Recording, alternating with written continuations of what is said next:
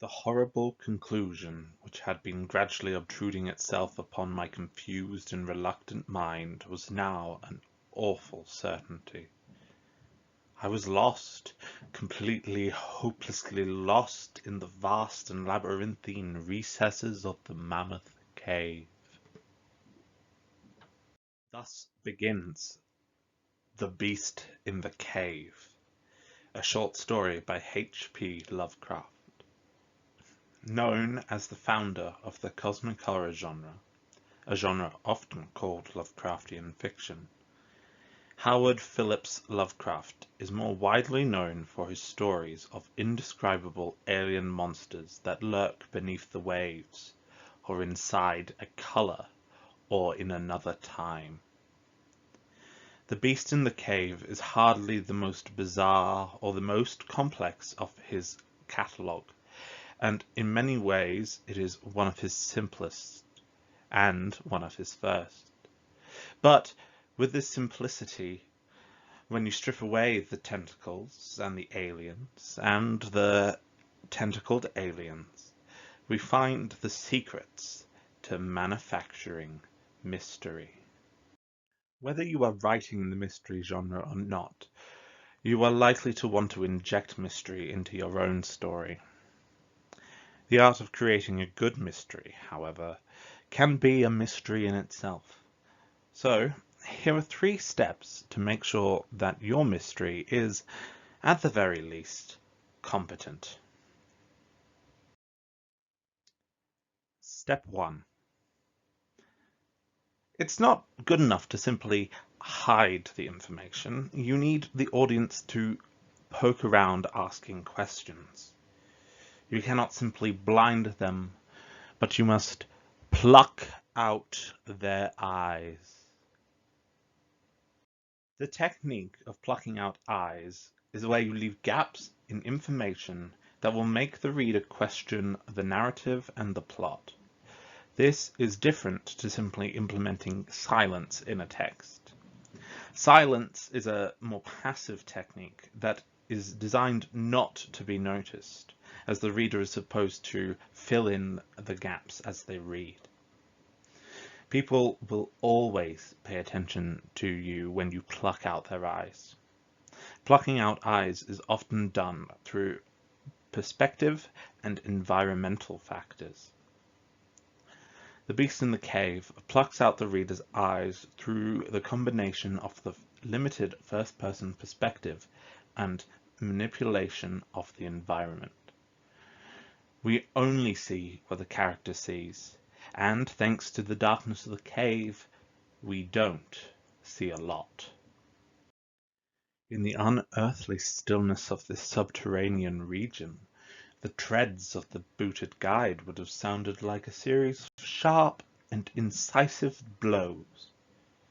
These impacts were soft and stealthy, as of the padded paws of some feline. Besides, at times, when I listened carefully, I seemed to trace the falls of 4 instead of 2 feet.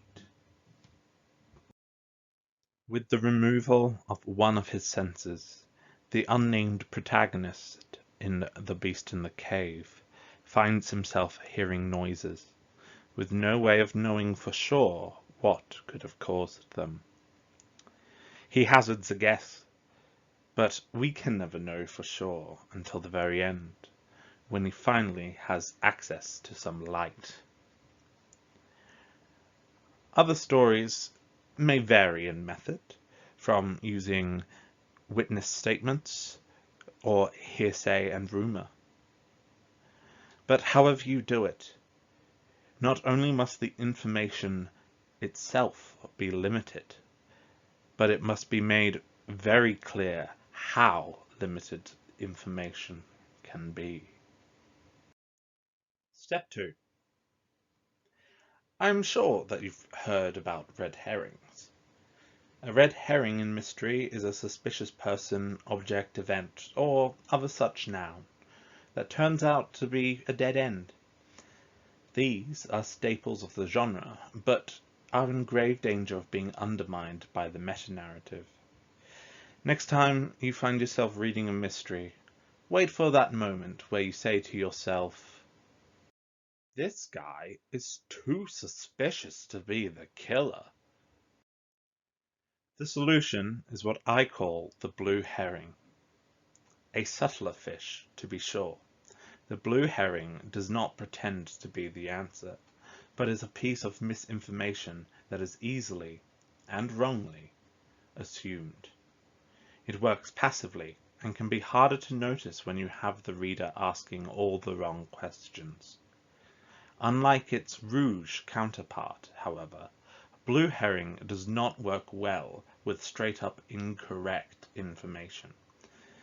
So try your best to implement both blue and red herrings in your text, and support blue herrings with logical assumptions and truths.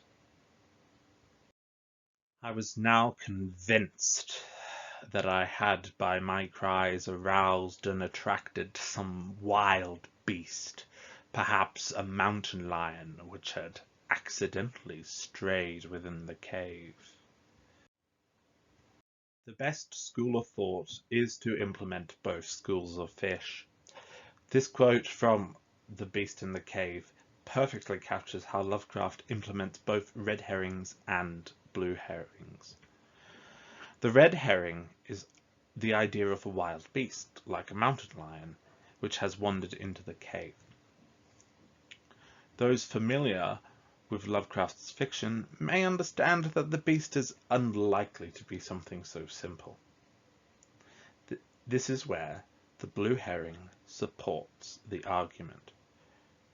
This is clearly the protagonist's extrapolation with "perhaps" and "I was now convinced," showing how the man is trying to imagine what he cannot see. So, even if you guess that the red herring is just that, the blue herring helps make it seem more reasonable and believable.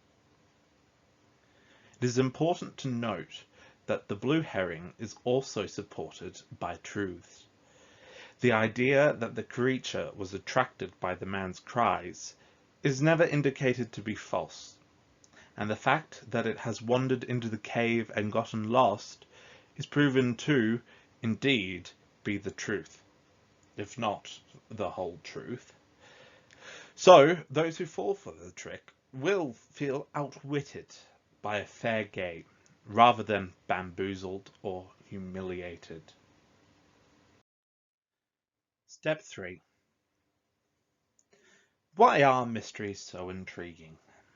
The drive to solve them, of course, but finding a balance is difficult.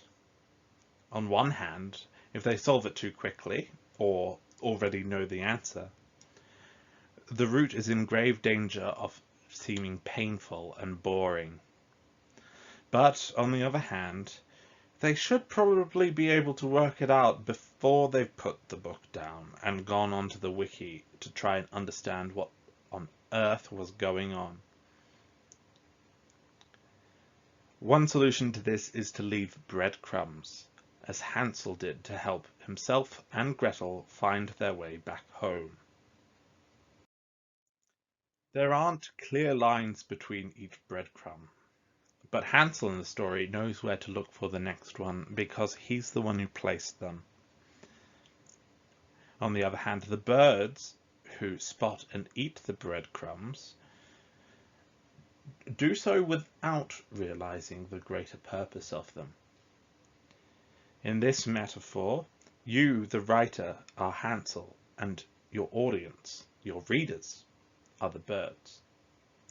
These little morsels that you lay out don't show a clear path until you finally have the chance to explain it. An important thing to note is that breadcrumbs are always small.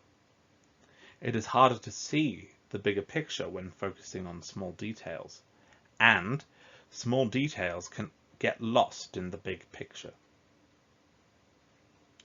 We will see how good exposition is actually a friend to mystery writing, as seemingly long-winded descriptions become excavation sites for clues. Just make sure that these clues are noticeable enough to not be easily overlooked or forgotten completely. Otherwise, the revelation will be lost on the reader. In a text longer than a short story, such as The Beast in the Cave, you may need to have more gentle reminders along the way between your planting and the distant payoff. These passages come from the climax of the story, where the protagonist, now reunited with the cave guide, goes back to, quite literally, shed some light on the titular beast in the cave. Keep in mind that I have removed gaps between these passages, so they may seem a little more obvious than they do in the actual story. You may want to pause, if you'd like, to see if you can spot the breadcrumbs for yourselves. Firstly, notice how the red herring is restated once again, cementing the possibility that the beast is an escaped animal, an ape perhaps, lost in the confines of the cave. Secondly, note that the beast is first shown facing away from the men, so even this initial reveal happens with eyes partially plucked. The clues are revealed in quick succession, but their true connection is obscured by blue herrings and the confirmation of the partial truths that make them so compelling. When you find out the truth of the matter, you will find yourself rereading the story and being just as engaged as the first time you encountered it. Thanks to Lovecraft's excellent laying of breadcrumbs, the experience shifts with ease from trying to solve a puzzle to looking for the clues you missed the first time around.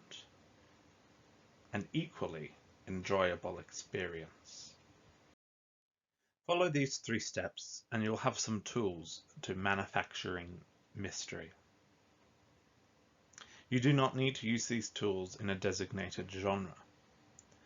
The Beast in the Cave itself, after all, is a horror story first and foremost. The use of these tools will also bring out strengths in other aspects of your writing and your technique. It can give direction to your point of view and personality to your voice. It can make silence most effective and let your audience engage with backstory and exposition like never before. And what was the beast in the cave, you ask? Fear left, and wonder, awe, compassion, and reverence succeeded in its place, for the sounds uttered by the stricken figure that lay stretched out on the limestone had told us the awesome truth. The creature I had killed, the strange beast of the unfathomed cave, was, or had one time been, a man.